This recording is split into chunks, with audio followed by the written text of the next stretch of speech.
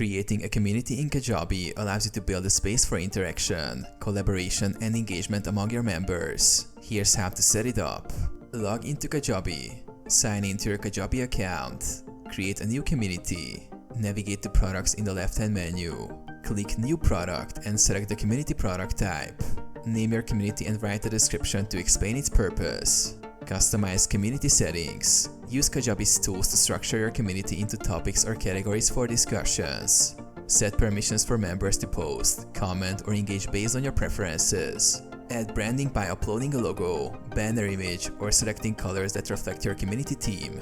Add content and rules. Provide initial posts, guidelines, or resources to set the tone for your community. Include pinned posts for FAQs or important announcements. Create an offer. Go to Sales, Offers to set pricing or provide access. Link the community product to the offer. Launch and promote. Integrate the community into your website and share the access link with your audience. Promote the community through email campaigns and social media.